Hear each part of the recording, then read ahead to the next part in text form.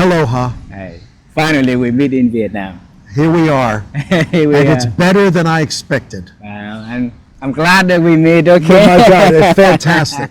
Fantastic.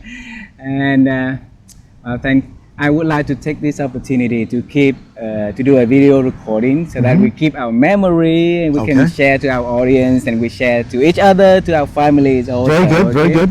Okay. And I think that as a man who travel the world, who do a lot of disrupting things to the entertainment and technology industry, I think I would love to talk with you with a topic of wisdom. All right. And how do you think about that? Wisdom is what we aspire to. And the older we get, the more we hope that all of our experience goes in the blender and out of it comes wisdom. That's our prayer, our hope. Our prayer, I hope, right? Yeah. So I think let's start simple a little bit first. Okay. Right? Our audience would love to know about a little bit about who you are and the works you do in your own way of introducing to them. So I would love to hear that introduction myself too, Don. So would you please do that honor? Well, after 50 years, there's no doubt that I'm a professor. The interesting thing is that I never wanted to be a professor. I always wanted to be an actor. And the idea of teaching, becoming a professor was, well, if anything, it was almost like I was a failure. I was unable to succeed as an actor and what have you. Little did I know or realize that all of us are given certain gifts. All right? St. Paul says this in the Bible. We're all given certain gifts. And it turns out that I do seem to have the gift of teaching. And the gift of teaching is to help others. Right? Now, granted, as a teacher, you're always learning. And one of the reasons why, after retiring 13 years ago, I'm still teaching because I continue to learn.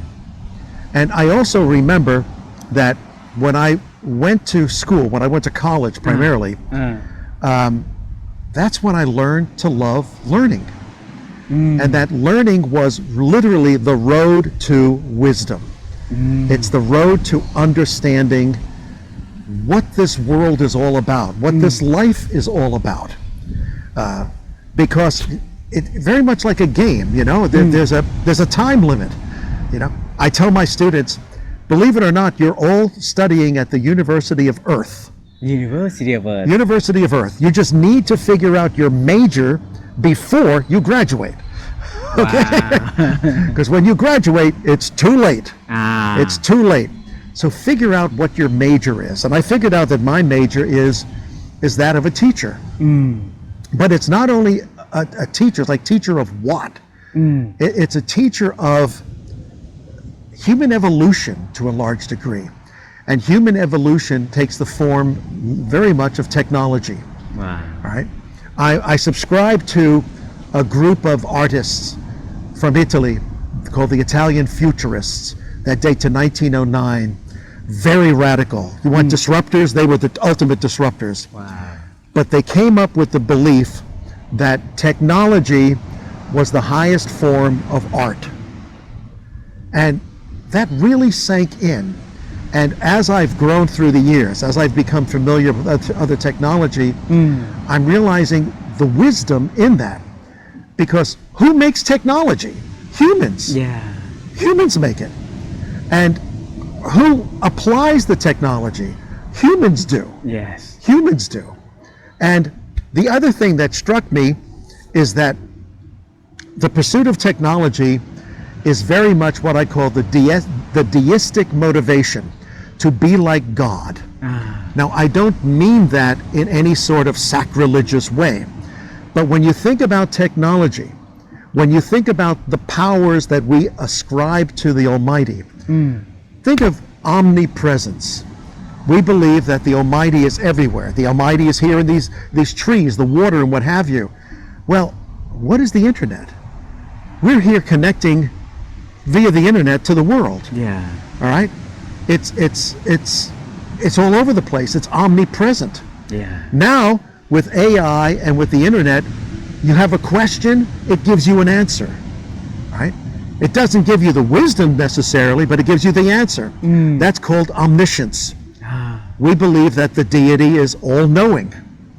And nowadays, I mean, we've been practicing it on the road here. You have a question, ask Google. Yeah. You know, and we get an answer. So that's what that means. And giving us the answer is, again, on the road to understanding and wisdom. Okay? But not wisdom. Not yet wisdom. Not yet. No, on the road. On the road. Okay? Yes. And then there's the notion of omnipotence. Omnipotence meaning that the deity is all-powerful. Well, we're not becoming Superman, but if we have access to the world, if we have access to the body of knowledge that continues to grow, and if we have practical application of it, then we are in fact becoming rather powerful. Yes. All right. I mean, you think about what AI is doing in medicine. Yes. All right. Where no human doctor can read all the journals. Yes. That is doing understanding all the studies that are coming out. But through AI, it's like, what is the latest research that is being used for prostate cancer? Yes. And all of a sudden, they're giving you information of a study that occurred in Poland that may actually help your patient. Yeah. That's power. Yes. That's power. That's superpower. Right? It is a superpower. Yes. And so I've always viewed technology as the way by which humans are trying ever more to get closer to the Almighty. Get closer to the Almighty. And it's also one of the reasons why I'm very interested in legacy. I mean, think about what we're doing here. We're making a record, right? Yes. And ultimately, at the time I'm going to graduate at some point. You're going to graduate at some point. We all are. We're all going to graduate. Yeah. But we will have this legacy that our children, grandchildren, children Yes. never born, students that we don't even know about, Yes. that they're able to see and find out who we were. Yeah. So that's my mission. That's what I do. And frankly, the wisdom of that is, if I can open the ideas, open the eyes of a young person, 17, 18 years old in college, and show them there's other ways to do things. Or if you really want to achieve X, Y, and Z, you should think about this. Okay? So basically, my mission in life now is to become Yoda. That's it. My mission is to become Yoda.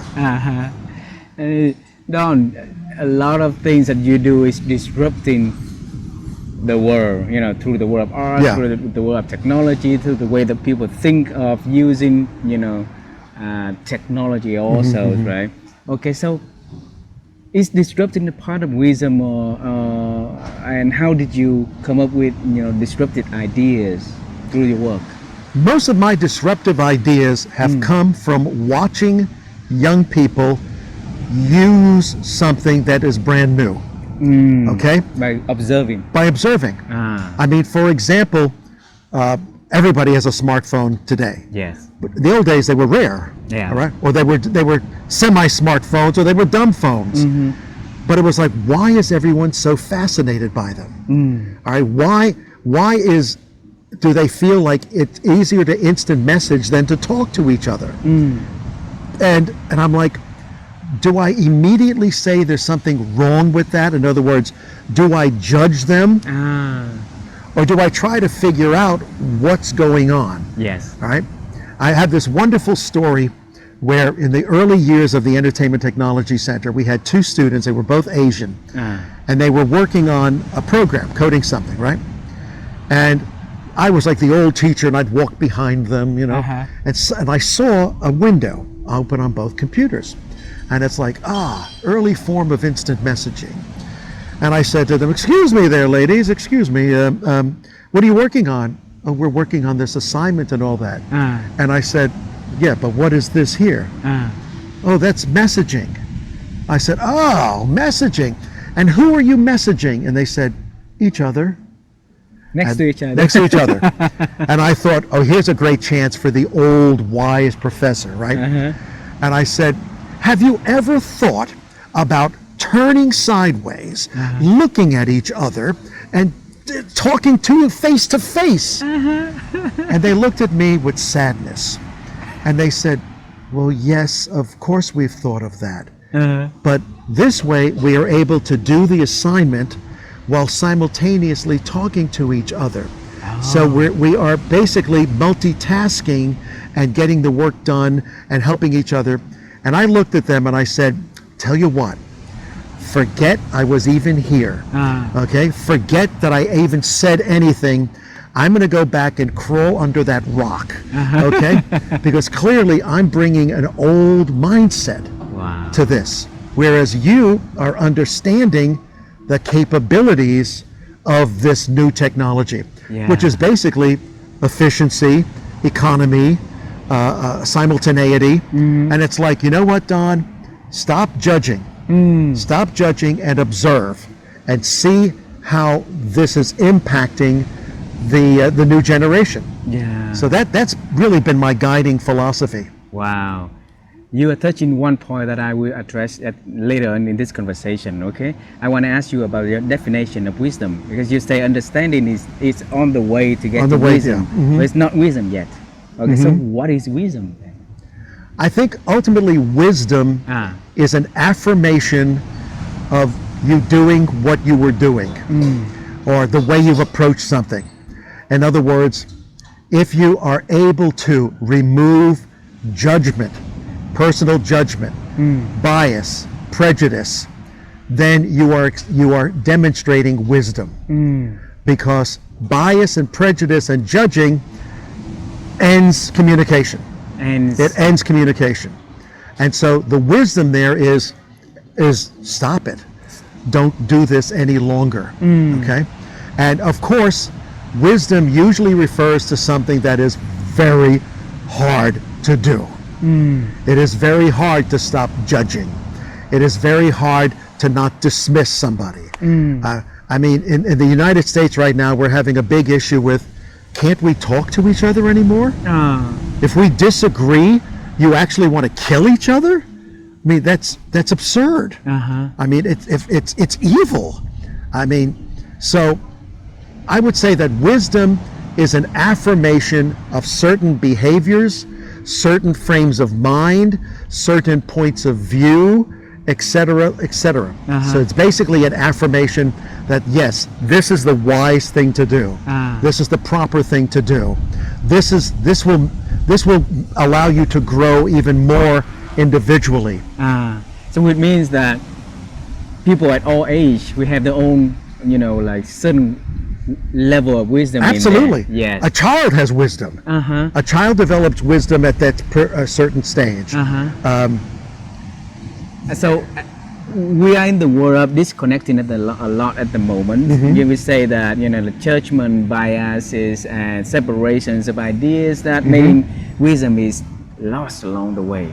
So the reason that my wife and I have been doing all of these interviews is to help people to bridge that gap between like geographic differences or gender differences or aging differences, to make sure that people can leverage on the wisdom that one people is having to the next person is having. I think what you do and the technologies will be able to bridge that gap. So teach us, how can we bridge that gap in your work?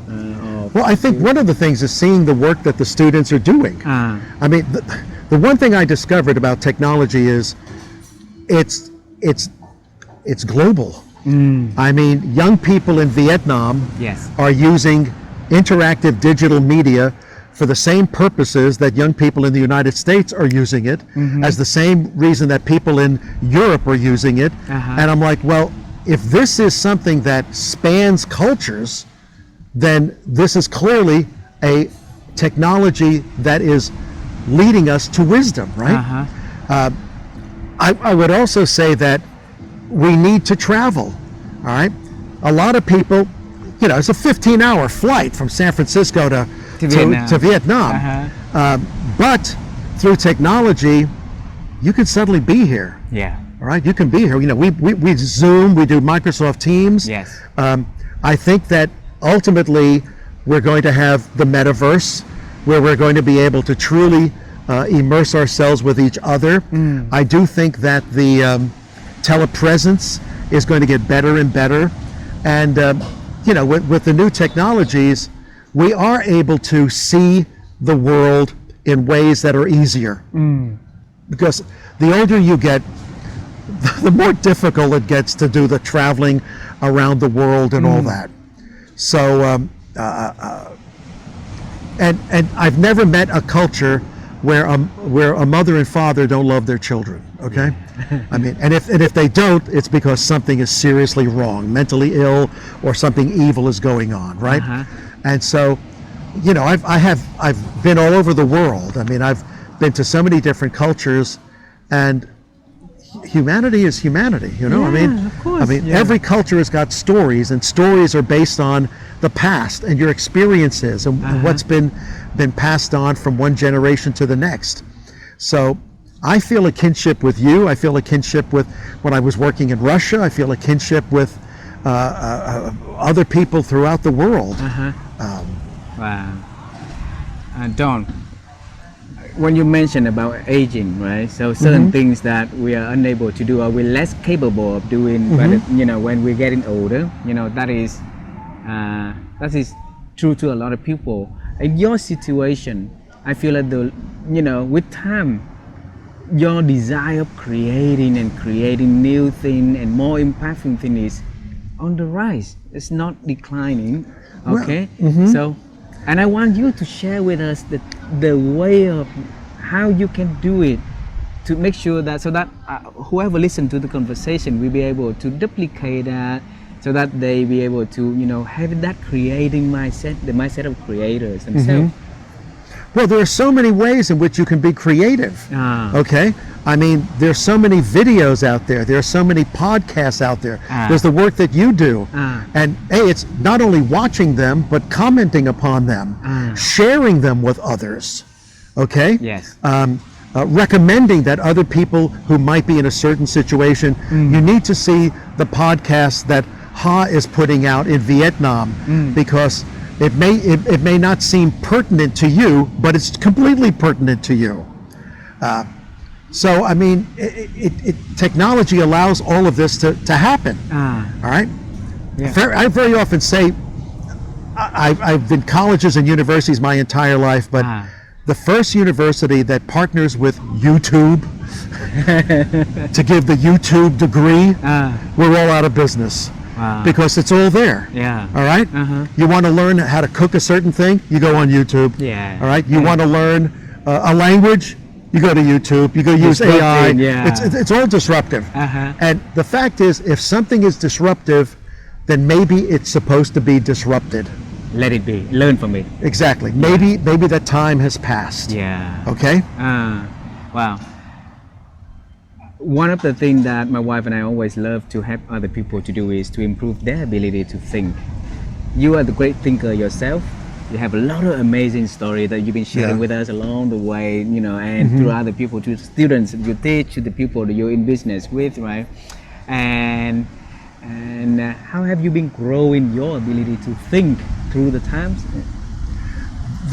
The biggest way that I've been able to grow my ability to think is to constantly remind myself how dumb I am. Okay, that I know so little about this. Teach me. I say to my students most of the time, I said, you are in this class because you've been familiar with this technology or what have you, and I will venture that you know more about how it works than I do. I just know more about everything else. And so this must be a two-way street. You must teach me what it is about this technology that excites you, that is useful to you, etc. And I'll teach you how not to go to jail, how to save money, all right, how to live a good life. So that's the Latin is quid pro quo. Quid pro quo. All right. Yes. Two last questions. Sure. Okay. So my wife and I, through our interviews with a lot of amazing people, we realized that they always stay ahead of the change curve. And one of the things that easily seen out of why they've been always ahead of the change curve is their ability to cope and creating newness in their lives. So creating new things, think of new things to do, and and that's why we wrote the book about NEWNESS and its framework. Right. Yes, and if you look at your life and the benefit that NEWNESS that has brought to you and to the amazing people around you, to help people to to embrace having a new thing in their lives, what would be some advice that you could give to us? It has taken me decades, but I finally have my garden. I finally have my garden, which every winter is covered in snow. It's frozen, and then spring comes, and it's time to plant the seeds, or it's suddenly time to see the flowers coming up, and realizing that rebirth is what the earth is all about. Okay, rebirth. Once upon a time, there were dinosaurs everywhere. They're gone. We show up. Yeah. All right. So if rebirth is the existential reality of Earth, then we should strive to be reborn as much as possible. And for me, it's the garden. For me, it's videos of puppy dogs playing with cats, with kittens. It's watching my grandchildren grow up. It's all the things that attest to life goes on. Okay, life goes on, and I'm one that also believes that life never ends. And so I find myself a great deal now saying, okay, I'm concerned about this, I'm concerned about this, I'm concerned about that. And when I've graduated, I hope that in the next world I'm able to still attend to them. That I'm still able to send advice to my grandchildren as they grow up. All right? So I do believe that the mission we have, it isn't just for this earth. It's for all of the very existence of us as souls. Wow. Which leads to, I asked you for two last questions, but it seems like another one just popped up because of that beautiful answer.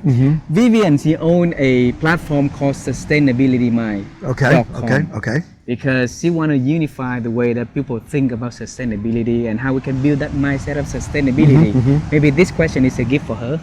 Okay. All right. Okay. Okay. So if you think, I think what you just described and the work you do is to help people to build something that's sustainable and that can grow and sustainably grow in the long run also, right? So if you think of that mindset of a sustainability mind, what it is to you? I remember reading a number of times, spiritually and otherwise, that God is in everything. Okay? Now, God is in this camera, God is in this chair, now what does that mean exactly? And then you start to think, what is that comprised of? It's comprised of molecules, atoms. It's comprised of a internal structure. It has its own, if we dare, DNA, its own molecular structure. And the fact of the matter is, if you take anything here and look at its composition under an electron microscope, it looks like something you would find in the universe. Yeah. It looks like something you would find in the universe. Lately, what's occurring to me is, as I travel, and there are billions and billions of people, and I find myself wondering, so God loves every single one of us? And God has got a plan for when we graduate, where we're going to go? And then I think, well, look at the sky. look at the stars. There are billions and billions and trillions of galaxies and stars. If God can care enough about them, I think he can care about the old man we see on the bicycle down the road who's lived his life and who's nearing the end of it, and something awaits him. Okay? And so I really do believe that if you take any piece of matter and deconstruct it to its molecular structure, you start to see the universe. Okay? And I can tell you one other thing. I mentioned that I had cancer 25 years ago, a very rare cancer, and it was cut out. And knock on wood, I'm here. But I remember saying, I would like to make a donation. Okay, and they said to me at the time, what we want is your computer. And I was like, excuse me? And they said, we are working with, we being the hospital, we're working with the University of Cambridge in the UK, and they are using a mathematical formula to compare certain chemical molecular structures with cancer proteins. And I was like, wow, sure, you know, my computer's your computer. But periodically they would show what a cancer protein looks like. And if anything looked like the devil, it was that. And I'm thinking, wow. And meanwhile, I'm getting like pop-ups on my computer. Thank you, Don, very much for letting us use your computer there. You know, it's helping us out a great deal. And I'm like, wow, this is amazing. You know, because this was before supercomputers. And so distributed computing was basically a supercomputer because it attached to individual computers all over the world. Connected. It was all connected, and the software was like running on each one of them. And I thought, well, this is a preview of things to come. And of course now you've got supercomputers that are doing it and finding whole new chemical compounds to fight certain diseases. That's both thank you humanity and thank you God. Case closed. Case closed, and that's sustainable right there. Exactly. Yeah. The last question. Yeah. Okay. We want to think of one skill, and only one, okay, that you can advise each and every listeners to start learning, start mastering, so that they can have a successful, meaningful, happy life. What would that one skill? One skill? What I would say is, think about the thing that scares you the most. That scares you the most. And then go online and investigate it as deeply as possible. An example, is there life after death? There are thousands of near-death experiences out there that can't be coincidence. All right? It's like can't be coincidence, okay? Or, you know, do miracles occur? Go online, do miracles occur, and you will find hundreds of instances of miracles. Now, if you insist that it's just a coincidence, you need to do more work, okay?